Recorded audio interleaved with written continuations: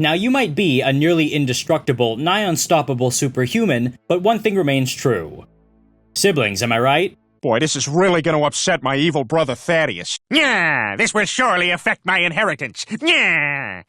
Hi, I'm Konrad the Harlequin, and welcome back to Live from the Black Library, where today I want to talk to you about the Traitor Primarchs and their relationships with each other. But before we get into it, I just want to say thank you so much for watching this video. Please subscribe if you have not already done so, and consider subscribing or leaving a comment as it does really help me out. And if you can, consider joining my Patreon to support this channel and my future endeavors. So once again, thank you all so much for your support, and without further ado, let's get into it. And this video is actually a companion piece to my previous video about the Loyalist Primarchs and how they in turn felt about one another. And in my opinion, this answer is very varied, and actually changes quite a bit as the heresy goes on. You see, the Loyalist Primarchs tend to maintain pretty consistent in how they feel about each other across the heresy, if not growing closer to each other. I would imagine Sanguinius liked Rogal Dorn a fair bit more near the end of the Siege of Terra than he did before the heresy even kicked off. But with the Traitor Primarchs, that's a much more varied answer. And this is due to the presence of chaos corruption, affecting their judgment and causing their personalities to change as things go on. And funnily enough, this actually caused a lot of difficulties for them partway through the heresy and the siege, because it was really hard for them all to get on the same page. In my opinion though, if the Traitor Primarchs had forged better bonds between themselves, they might have been a lot more successful. And a good way for them to have done that would have been collective group activities, such as getting together to play a game like Raid Shadow Legends. That's right, you too could join one of the 5 million monthly active users of Raid Shadow Legends, because with all of the new content they're always adding and the insane amount of giveaways, there has never been a better time to get into Raid Shadow Legends. Not to mention that new players can get a second legendary in the game right now, Leminisi the Gold-wing. All you've got to do is log in 7 days in a row between July 3rd and August 20th, but don't wait, because you need to start your streak by at least July 31st to qualify. And, after you've got her, keep logging in for another 7 days to grab exclusive gear rewards to boost her even further. But if you're more into fierce warriors, tribal power, and raw survival energy, the Barbarians faction might be for you. Because these champions, hailing from the scorched deserts and rugged highlands of Teleria, are used to surviving in one of the harshest regions of the realm. Now, I love these guys, and that's because of their bold, tribal, warrior-like designs, almost like gladiators or desert raiders. And let's be honest, if you're into Warhammer, I think it's pretty safe to say you're also into battle scars and big weapons. These guys have some of the game's most fearsome damage dealers, debuffers, and support units for both PvE and PvP play. But don't be fooled by how these guys look, because they have more than a few tricks up their sleeve other than just hitting hard. Because the Barbarian champions are extremely versatile, great for clan bosses, dungeons, arenas, and more. And they bring amazing debuffs like defense down, weaken, block buffs, and turn meter control. Two champions that I absolutely love from the Barbarian faction have to be Thor Feyhammer and Freya Fateweaver, because not only are their designs absolutely amazing, but they're both a very interesting and thoughtful callback to Norse mythology. So what are you waiting for? Click the link below or use my QR code to get started on either PC or mobile, and pick not one, not two, but 3 awesome reward codes from 5 to choose from, such as promo code TreeHugger to get legendary champion Green Warden Ruark, promo code GETALICE to get legendary champion Alice the Wanderer, promo code Desert Queen to get legendary champion Tuhana Rock, promo code Demon Slayer to get legendary champion Tholen Foulbeard, and promo code MONKEYKING to get legendary champion Sun Wukong. Plus, if you use my link or QR code, you will immediately get a huge starter pack that contains the epic Grizzled Jarl for the Dwarves faction, and another huge starter pack after reaching level 15 for the Mausoleum Mage, so that you too can dive headfirst into the action without missing any of the great rewards and ongoing events. So once again, thank you to Raid Shadow Legends for supporting this video, and back to it. So kicking this list off in order, let's start with Fulgrim, Primarch of the Emperor's Children. And he's a very interesting one because a lot of his brothers seem to have polarizing opinions on him, and that's because, well, he started out at least to be a very reliable brother, someone dedicated to bettering himself and his sons, and wholly in touch with his father's vision for an enlightened, ascendant humanity. However, it wasn't uncommon for some of his other brothers to find him a little bit exhausting and difficult. The best example, as we all know, is the most famous Primarch friendship in all of Warhammer, that being the doomed friendship between Magnus and Fulgrim, wherein the two would form an unbreakable bond, well, seemingly unbreakable, when they engaged in a competition of weapon making below the Imperial Palace. And what started as a genuine grievance over who could make the better weapon turned into a genuine friendly competition as they bonded over this shared experience, forming an unbreakable friendship. But as we know, as Fulgrim would become corrupted by the Lair Blade, he would eventually start drifting away from Magnus because his personality became too difficult to deal with, culminating in him asking Ferris to join Horus's side in the coming heresy, something Ferris refused out of hand, and as such they came to blows, meeting then again on the surface of Istvan V, where Fulgrim would regrettably kill his best friend, and after doing so, relinquish control of his body to a demon. Now, eventually he does get control of his body back, but by that time he's already pretty evil, blah blah blah, it's complicated. But even after becoming a demon, he seems to have not fully gotten over what happened with Ferris, going so far as to actually clone Magnus several times, with each time the clone turning against him, and him killing it, and then wanting to start again. Aside from Magnus though, the Primarch Fulgrim was closest to was actually Horus Lupercal, hence why he was one of the first ones on board with the heresy, aside from just, the demonic influence. You see, back when Fulgrim's Legion was very new, they were very nearly wiped out by a deep flaw in their gene code, something that caused Fulgrim a lot of paranoia, that his Legion would become imperfect and then be destroyed. So, back when his Legion was still very small, too small to function on its own, and Fulgrim was still recently found, they were actually attached to the Sons of Horus and fought alongside them for a very long time, with Fulgrim learning the ropes and his Legion being able to at least do something without risking extinction. This would eventually end when the Emperor's children would become bigger as a legion, but that bond persisted, all the way up until the Horus heresy. However, again, after Fulgrim became a demon, much of his affection for Horus would bleed away, and he would just become a slave to his emotions and desires. Meanwhile, Horus would only really start to view him as a tool and a weapon, not as the brother he once loved. These are the ones that are generally widely known, but there are two others, that being Magnus the Red and Perturabo. You see, Fulgrim and Magnus actually got on pretty well. Much of this was due to their appreciation for knowledge, learning, and the finer things in the galaxy, as opposed to somebody like, say, Lionel Johnson, who Fulgrim seems to have not been able to make heads or tails of. One thing that's very interesting about the relationship between Fulgrim and Magnus is the fact that Fulgrim was one of the people, along with Sanguinius, who was selected to lead Magnus into the chamber on Nicaea, where he was about to be judged by the Emperor and all those accusing him of sorcery, thereby seeking to ban the usage of librarians in the Space Marine legions. Now, Fulgrim didn't really say anything in Magnus's defense, but I don't know if he was allowed to. What is known, though, is the fact that when Fulgrim was bringing him in, he was so ashamed that he couldn't even look Magnus in the eye. Like, I don't know if I would really call them friends, but they did seem to get on.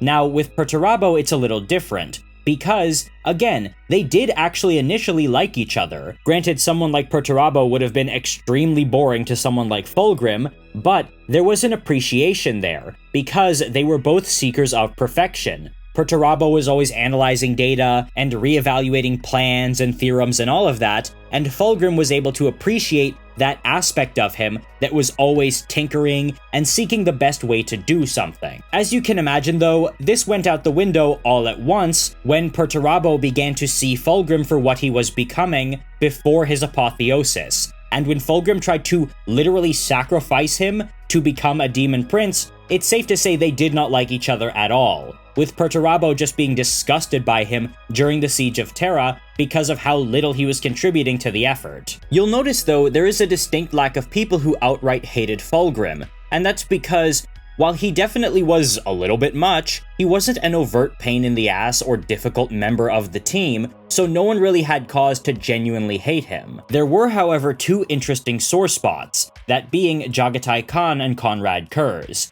You see, the Jaghatai Khan one is pretty famous. They were talking on the surface of Ulanor after the triumph, and Fulgrim, genuinely seeming to try to make conversation with Khan, who he didn't know that much about, said, "Oh, I know you guys like going really fast on those jet bikes, and I've heard through my contacts you do some weird things to your ships," because it actually was generally known that Jaghatai Khan would have the ships of his legion souped up so that they could go even faster. But Jaghatai Khan famously responded, "I hear you do strange things to your warriors." Now, we would know later down the line that Fulgrim eventually would start having his legion members become mutated by Fabius Bile, such as with Eidolon having the ability to produce hypersonic shrieks put in. However, that was not present here, so it's really not clear what Jaghatai Khan meant by that. It genuinely does kind of seem like he was being a bit of a jerk here, coupled with the fact that when Fulgrim said, "Oh, what would it be like if we fought?" and Jaghatai basically responds with, "Oh, I would absolutely annihilate you, no questions asked," instead of saying,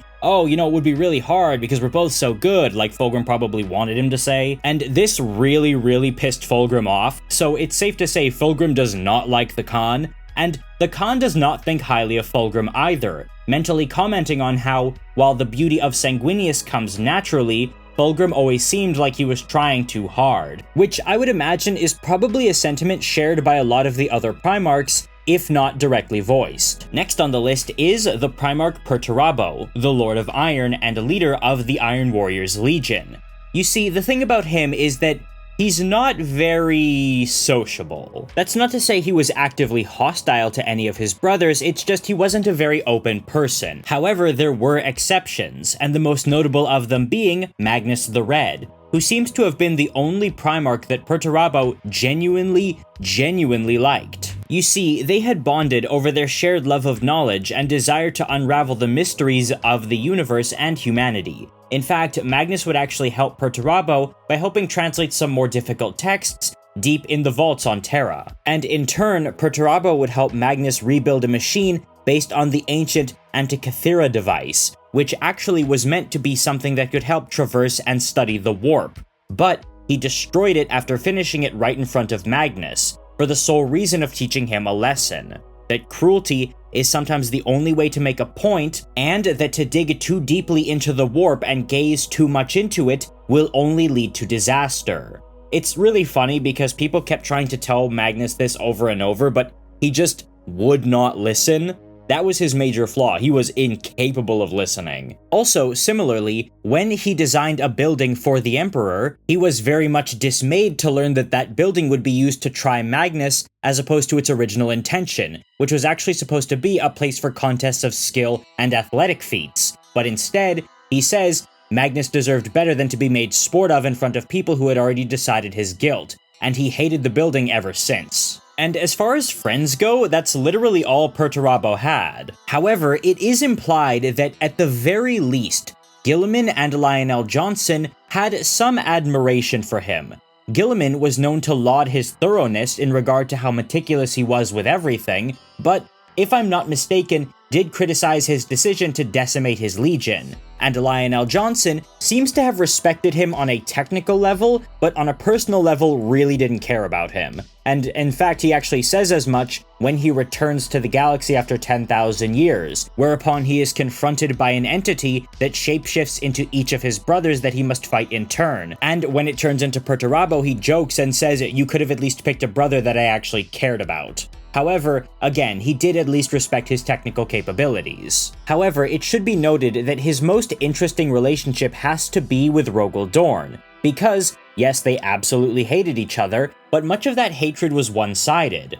Dorn just didn't really think about Perturabo at all, but Perturabo absolutely despised Rogal Dorn and his legion, viewing them as the antithesis of his own, and sort of viewing them as the spoiled children to his more neglected legion. However, at least initially, he and Dorn did used to be on somewhat decent terms. They used to actually play chess, or regicide as it's called in Warhammer, together before Perturabo set out on the Great Crusade, because oftentimes when a new Primarch was found, they would be brought around to mingle with the others before really getting at it.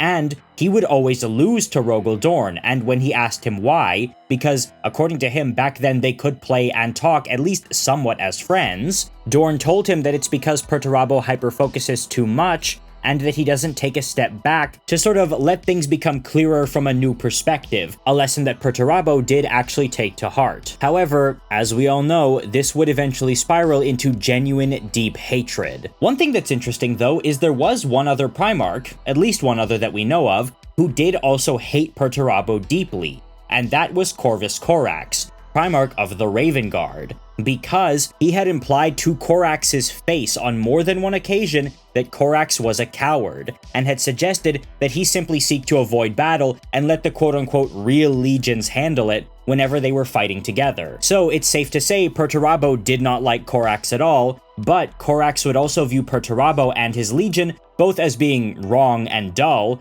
but also as cowardly bullies. And that term is quite literally used in Corax's internal monologue during the Drop Site Massacre. Also, it should be noted that he nuked Vulcan.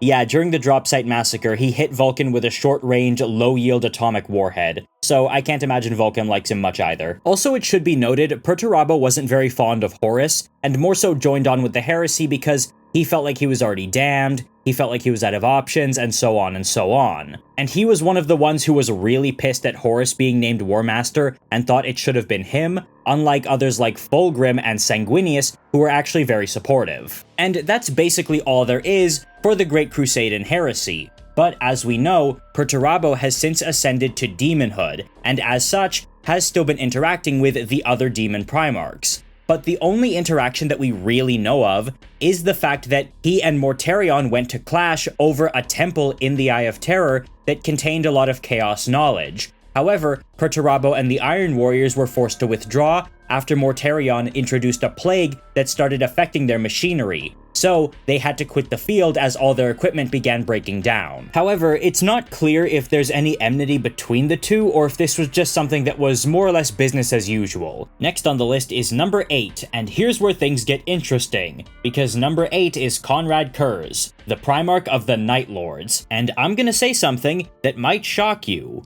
Konrad Curze did not really get along well with any of his brothers. Crazy, I know, right? The reasons for this were more or less twofold. The first being the fact that he was, well, crazy, and as such, he was not keen to interact with his brothers because he couldn't trust them, and generally speaking saw portents of doom everywhere he looked. And they all in turn were generally speaking pretty happy to give him the space he wanted because none of them really wanted to deal with him. It should be noted though, that wasn't the only thing about him. You see, Konrad had very unpleasant methods that a lot of people disapproved of, most of all among them being the more honor-bound legions, such as the Imperial Fists, and in particular the Salamanders, with Rogel Dorn actively criticizing Konrad Curze's methodology to his face in regard to how they win a conflict, with him disagreeing that fear alone is enough to control a populace, because he believes you have to win the right way and really win the hearts and minds of the people you conquer, or else they will never see themselves as truly conquered. Methodology matters. This is in fact a similar gripe he had with Alpharius. And Vulcan in particular really hated him because his methods would eventually lead, inadvertently, to the death of Vulcan's personal remembrancer, a woman he had deeply befriended. And as such, Vulcan was hated by Konrad Curze in turn. This is because Curze viewed him as too noble, too high and mighty in his spirit, and as such, literally kidnapped him and tortured him severely in order to try and bring him low, to prove that he was no better than Curze in some form. If you're familiar with Joker's "one bad day" speech to Batman, it's much the same in principle. And much like with the Joker and Batman, he is proven wrong when Vulcan shows himself to be the better man. But interestingly, Vulcan didn't give up on Curze right away, because even while he was being tortured, he still tried to reach out to him as a person, saying, "You don't need to be the Night Haunter. Father lifted you up, it's not too late to change." But eventually he realizes, no, Curze is too far gone and can't be helped. Another Primarch, though, who Curze absolutely despised was Corvus Corax. Now, the reason for this is because both of them are of a similar disposition, that being dark, gloomy, brooding, that sort of thing, and are generally speaking a little bit alienated because of their methods from the other legions. Furthermore, they both come from at least similar backgrounds, having both grown up in pretty difficult circumstances, largely left alone in both Nostromo and on Deliverance. However, they responded in very different ways and grew into very different people, with Corax becoming a champion of liberation for the oppressed and downtrodden, while Curze became an agent of terror and a maniac. And it is stated in canon that this is the reason that he despised Corax more than any of his brothers, many of whom he didn't really hate, but still sought to cause harm to because of his all-consuming misanthropy. There is, however, one example of a Primarch who also hated Curze specifically. Everyone else could kind of accept that he was, in many regards, a victim of what he was, and that he was kind of a lost cause from the start. Hell, it almost seems like Lionel Johnson thought that way of him too, even though he was the one who was hunting Curze aboard his ship the Invincible Reason, and then across the surface of Ultramar. Like, with Lion, it wasn't really that personal, it was just his job to put this animal down. The Primarch who hated him, though, and I mean genuinely hated him, was Sanguinius. And let me tell ya, that is an achievement to truly incur his wrath. Because even all the way up until the very end of the heresy, when he was going to fight Horus, he did not truly hate any of his brothers, aside from Corax and quite possibly Lorgar. You see, it is noted that out of all the traitor legions, Sanguinius hated the Word-Bearers the most, because the other legions in his mind were sort of duped into this and then were in too deep to go back, but in his mind, the Word-Bearers knew exactly what they were getting into and dragged the entire rest of humanity into it with them. So he has a special hatred for them, and I would assume Lorgar as well. With Curze, though, Sanguinius views his crimes as so unforgivable that not only does he take revenge on him, he also taunts him. You see, when Curze is finally captured by Guilliman the Lion and Sanguinius, in the book Ruinstorm, Sanguinius says, "We're not gonna take you to Terra like you want, because the Emperor might actually forgive you. But I don't want you to be forgiven. So instead, I'm just gonna jettison you out into space, and whatever happens to you happens." So, with Corax screaming, he launches him in a pod out into the black, while again literally taunting him to his face. One relationship though with Curze, and this is the last one I'll cover, is his relationship with Fulgrim, because this is the only one, and I mean the only one, that could, in a turn your head and squint when you look at it kinda way, maybe be seen as a friendship. And that's because when Curze was first brought to the Imperial Palace and made to mingle with his brother Primarchs, the only one he really took to was Fulgrim, who took it upon himself to kind of educate the, while not feral, certainly savage Konrad Curze. And as such, they formed a bit of a bond, a close enough bond that it helped ease Konrad's mental state, and he shared with Fulgrim some of his visions about how he believed they were all going to fall into civil war and turn on each other. Fulgrim, though, clearly did not value the friendship of Curze as much as Curze valued him, and as such betrayed his trust by telling this to Rogel Dorn when a disagreement came about between the three of them, and as such, Dorn would confront Konrad Curze, and Curze would literally have a mental breakdown and beat Dorn to a pulp right on the spot. Which in my mind is really sad because it shows just how important a good friendship could have been to helping Konrad Curze escape the dark pit he was always in. But he's not the only one in sort of this situation, where nobody could approach them because of just how unstable they were. And of course I'm talking about number 12. Angron, Primarch of the World Eaters, and his situation is not altogether, as previously stated, dissimilar from Curze's, and this is because he was just so unstable, he couldn't really forge relationships with anybody. And this was of course due to the Butcher's nails implanted in his brain and skull, which were causing him to act out very aggressively, and his resentment towards both the Emperor and the Legion, which again made him very, very angry and therefore very, very hard to approach. And the thing is, that was widely known, so the other Primarchs, generally speaking, understood him. None of them hated him, but they didn't want to get near him either, basically contenting to leave him alone in his despair. Again, much like Curze. The exception to this though was Leman Russ, who was sent to bring Angron to censure, and while the Space Wolves will certainly deny it, Angron did very much hand Leminruss his ass. So even though that matter was definitely settled, I can't imagine there's any good feelings lingering between the two of them. Though I will imagine Angron didn't take it personally, because he more or less just views Leminruss as an obedient dog who's gonna do whatever the Emperor tells him.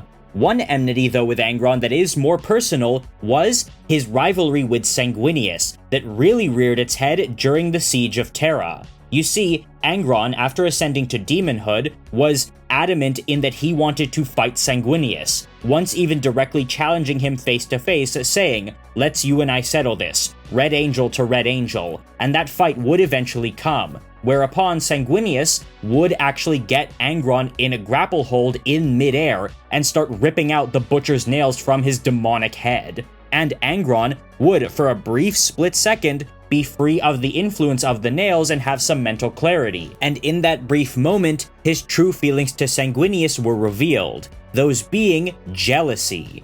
He was deeply jealous of the rage Sanguinius had within him, because it wasn't the wild animal rage of him and his sons, but rather a beautiful righteous fury that he envied deeply.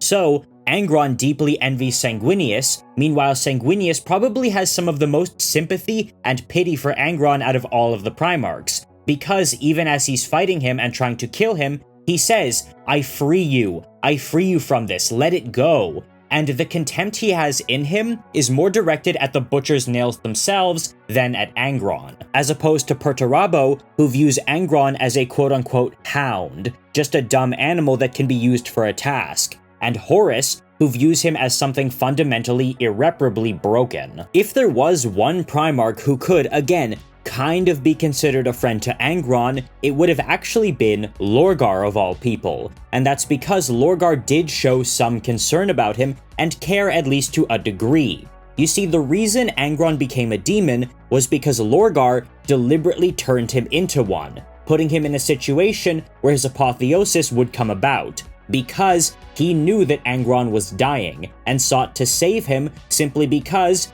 Angron was his brother. And during that time they were together, Angron actually had a moment of clarity in which he realized he was well and truly jealous of Sanguinius. Next up on the list is Mortarion, Primarch of the Death Guard. And the thing about him is that he's another one of those very solitary, very brooding Primarchs. So again, he never really formed many close relationships with any of them, except Horus. He and Horus were actually very close. So much so, in fact, that other Primarchs like Guilliman actually questioned where Mortarion's loyalties truly lied, with the Emperor or with the War Master. And spoiler warning, but that question does get answered in canon. So the thing about that is because, as far as we know, other Primarchs, including Vulcan, would criticize Mortarion's style of fighting as too uncompromising, because when he really committed to a fight, he would give no mercy and no quarter. He and the Death Guard would not even give the enemy a chance to surrender, or if they tried, they would literally tell them, no, we're not gonna let you surrender,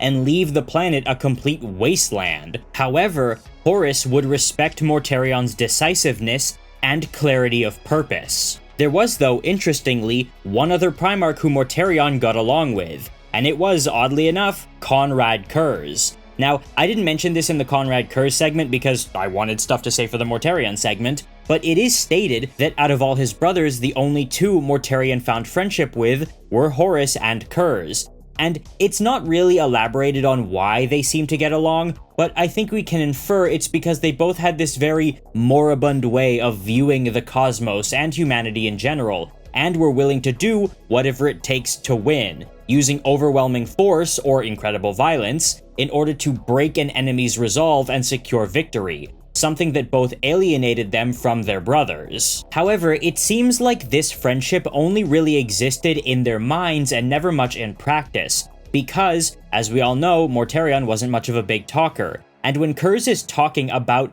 his relationship with his brothers, he specifically says, "A couple I loved, though they never returned the affection," when he's talking about how he never really hated any of them, and only really tolerated them, but the only one he truly hated was Corax. So in this regard, it seems like he did care about Mortarion, but that he didn't believe Mortarion really cared about him as much. But Mortarion liked Curze and had friendship with him, but seemingly never articulated it much. When it comes to Primarchs though that Mortarion really didn't like, there were two main contenders. The first being Magnus the Red, and the reason why is very interesting. It's because Magnus was a psyker, and moreover, the biggest advocate of the usage of psychic powers within the Legiones Astartes, something that Mortarion abhorred. In fact, Mortarion basically clamped down on his Librarius before even the Council of Nicaea. He just hated them, and they did not like him in return, part of why Typhus was so willing to act against him. This is because Mortarion's home planet of Barbarus had seen him and the native human population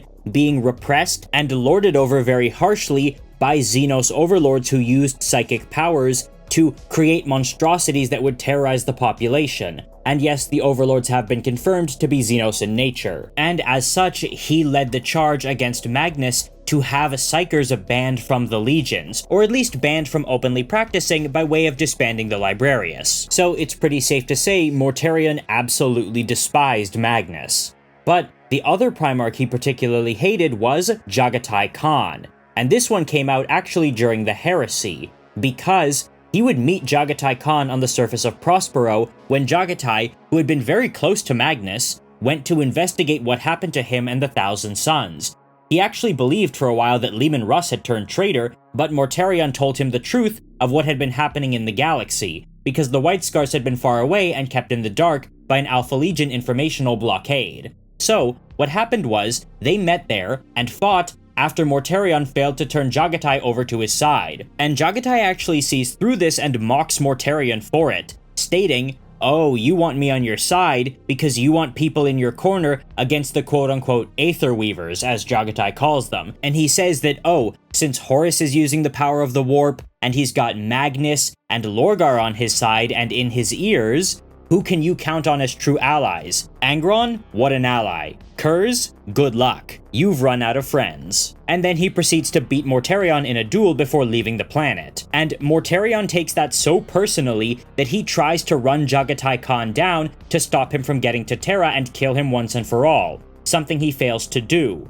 But they do meet again after Mortarion's ascension on the surface of Terra for the last time, where they once again engage in a fight where he mortally wounds Jagatai Khan, but the Khan cuts his head off, right while he is gloating and monologuing at him. So it is pretty safe to say that was a very interesting enmity to read through when going through the Heresy. One thing that is also interesting though is the fact that he and Magnus, at least in part, started to reconcile after being on the same side. You see, during the Siege of Terra, Magnus didn't really do much, but one thing he did do when he was communing with the other traitor Primarchs is use his abilities to take away Mortarion's chronic pain for just a little bit, allowing him to bring his strength to bear a little better. And Mortarion was surprised and says, "I snubbed you and basically ruined your life, but now you show me kindness. Wow, thank you." And he said, hey, think nothing of it, we're moving forward. And since I just mentioned him, next up is number 15. Magnus the Red, Primarch of the Thousand Sons. And here's actually something people tend to not realize about Magnus. Before everything well and truly went sideways, he was, generally speaking, he was one of the most well-liked Primarchs aside from Horus and Sanguinius. Nobody really had a bad thing to say about him because he was very amiable with his brothers and willing to work with them and collaborate and impart wisdom as well as share knowledge. Plus, a fair few amount of other Legion Psykers would actually work with the Thousand Sons and get training from them, which helped create bonds of brotherhood via the Librariuses. Jagatai Khan liked him a lot, he and Fulgrim had a bond, and he was the only Primarch Perturabo liked. Plus, he and Magnus were also, again, quite close. Plus, he had a very good relationship with Lorgar of all people. In fact, the only two Primarchs who seemed to have overtly not liked him were the aforementioned Mortarion and Leman Russ, and that was because he was a Psyker. And while that rivalry with Mortarion would dull, it wouldn't completely go away, because after he helped Mortarion during the Siege of Terra by easing his pain, Ahriman would turn to his Primarch and say, "Hey, why?" To which he responded, "It doesn't really matter. We're just setting up our dominoes for the future so that when everything settles down, we'll be in a preeminent position, and placating Mortarion and helping him do what he's gonna do will help to further that goal. It's better to just keep him off our back." And furthermore, it seems like none of the other Primarchs really had any deep hatred to him out of all the traitors, because they knew he kind of got screwed really bad and was put in an impossible situation. I would say out of all the traitor Primarchs, perhaps next to Angron, he was the one that the other Primarchs had the most sympathy for in regards to their treachery. In fact, Vulcan on Terra is the only one who actually fought him face to face during the Horus heresy, because you have to remember the burning of Prospero was not part of the Horus heresy. It more or less signaled the end of the Great Crusade. And when they fought, Vulcan, true to form, did try to reach out to him more than once in order to stop this and hopefully get him to turn away from this path. But in his heart he knew it was too late for Magnus. But he does criticize Magnus for having not listened to the Emperor and engaged in things like blood magic that required sacrifices. But Magnus said, "I only did what I had to do." You know, there is a back and forth between them that shows that even though Vulcan knows it's too late for Magnus, he still acknowledges him as being a reasonable person. The big exception to this being his hatred of Leman Russ. And this is because after Russ and his Space Wolves would come to bring Magnus to censure and annihilate his homeworld of Prospero, which he loved more than anything, he would never forgive him, and as such, seek to destroy the Space Wolves at any opportunity. And it wasn't just the burning of Prospero, because Russ not only spoke against Magnus at the Council of Nicaea, but also had his own librarians spy on the Thousand Sons under the guise of friendship. Psykers that he claimed were not at all Psykers, making him, in the eyes of Magnus, and in reality, a massive hypocrite. So, while his enmity towards Mortarion has more or less abated, his hatred of Russ still burns with the fury of 1,000 suns. No?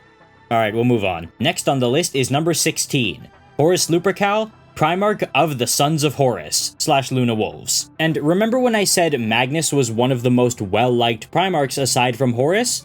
I meant it, because there is a reason he was granted the title of War Master. It's not just because he was the Emperor's favorite, but it's because it was believed he had enough goodwill from enough of his brothers to be able to bring them all together. And that wasn't all just raw charisma, it's also because he was willing to tell people what they wanted to hear. People like Mortarion, who only really had loyalty to Horus, and even people like Jagatai Khan, whom he gave distance and respected. In fact, it is stated by Jagatai Khan, "I'm going to war against a brother I loved in the name of a father I never did." And even those Primarchs who more or less liked nobody don't really seem to have any negative thoughts or opinions about Horus, such as Angron or Konrad Curze. The only real problems that started to show were those Primarchs who were angry that Horus was declared War Master because they thought that title should have gone to them, Perturabo being one of them.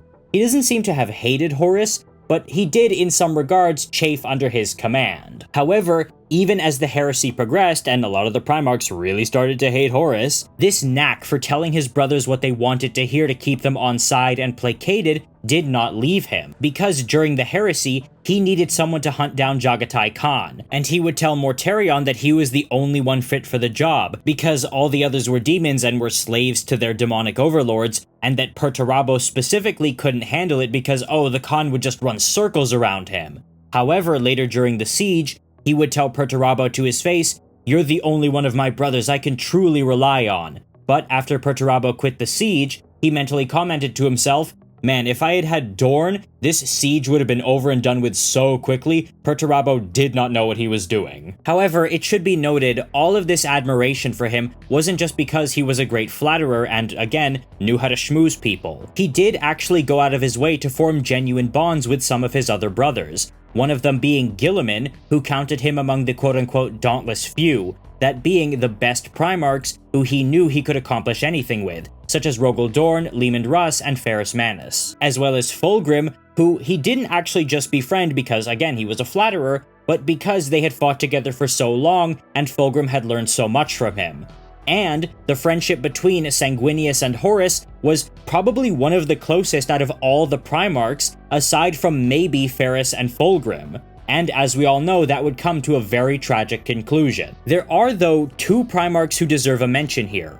One of them being Vulcan, who, for whatever reason inside him, just didn't trust Horus. He actually made a weapon for him to congratulate him on becoming War Master, but decided not to give it to him because He could sense something was off, like there was some kind of internal darkness in him that Vulcan just couldn't put his finger on, so he held off on him. And as I mentioned in my previous video about the Loyalist Primarchs, the only one who seems to have genuinely really hated Horus was Corvus Corax, and that's because, as I mentioned in my segment on Perturabo, during the Battle of Gate 42, he felt that Horus had deliberately scapegoated his legion and caused them extreme losses, something he never forgave Horus for, and in fact he was literally ready to go for Horus's throat, but Leman Russ had to talk him down. Next on the list is number 18, Lorgar Aurelian, Primarch of the Wordbearers. And here is another example of a Primarch who was again not very well liked. I'm sure you're noticing a theme when it comes to the Traitor Primarchs.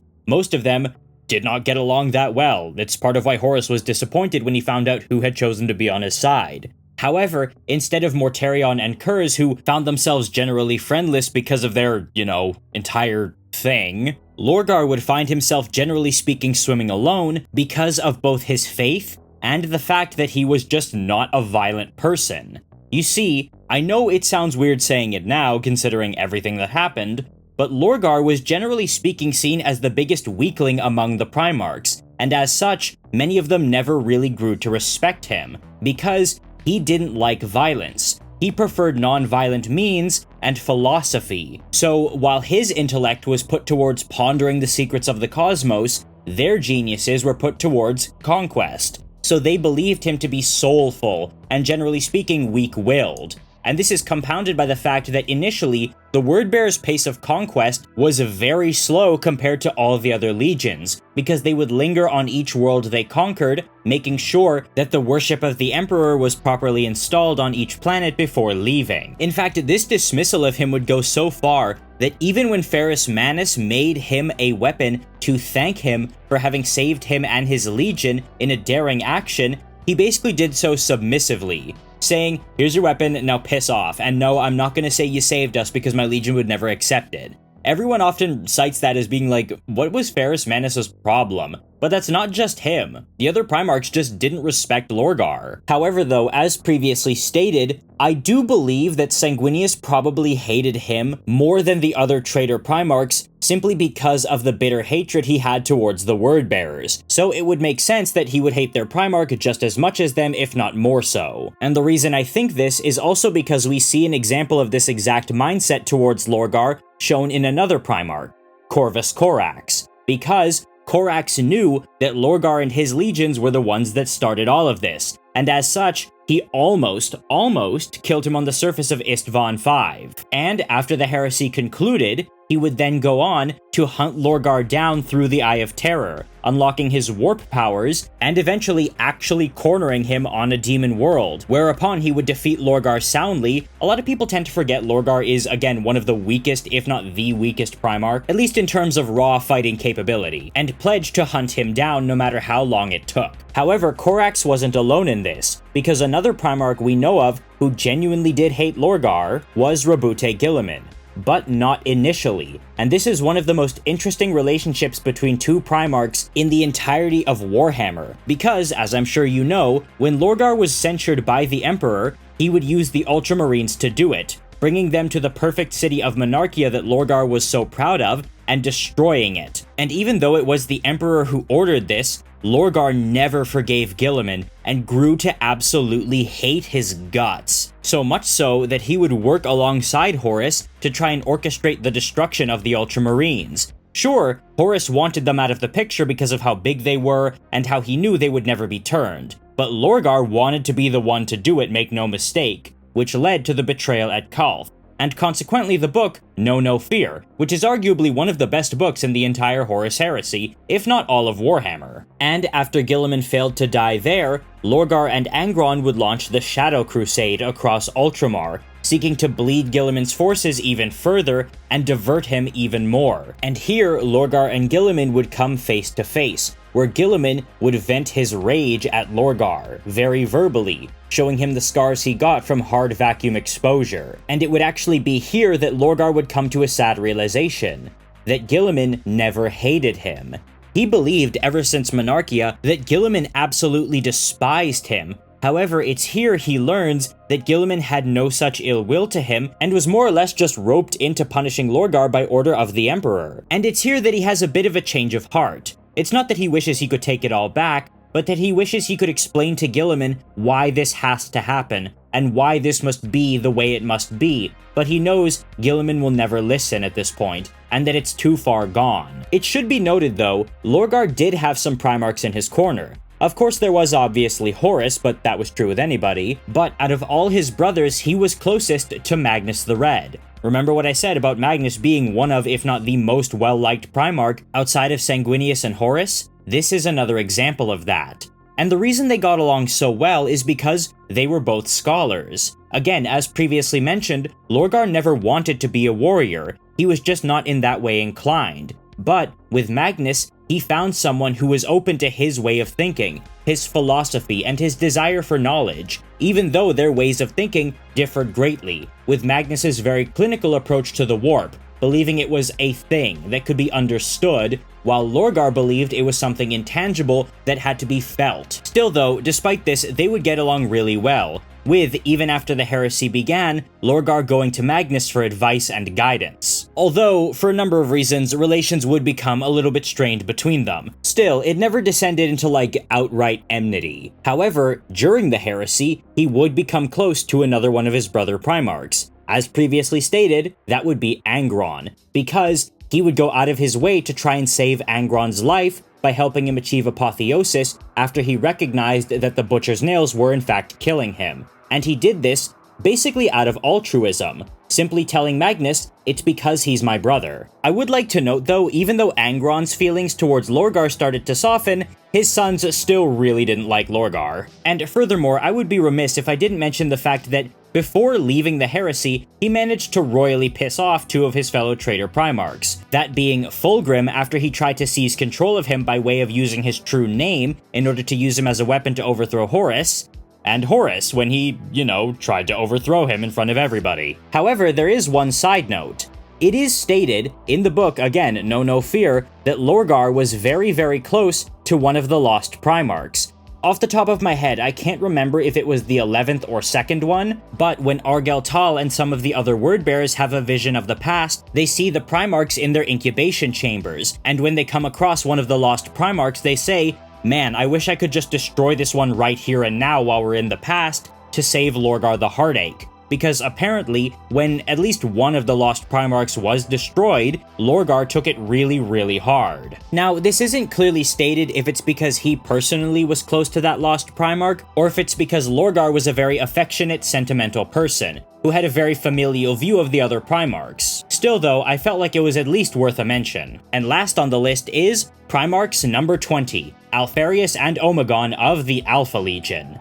And I've actually talked about these guys basically ad nauseum and to death at this point, so I'll keep this one brief. The first one was found on Terra by the Emperor immediately. That one was Alpharius, and he hated Rogel Dorn, simply because, in his mind, Rogel Dorn never lied, and he couldn't trust someone who never lied.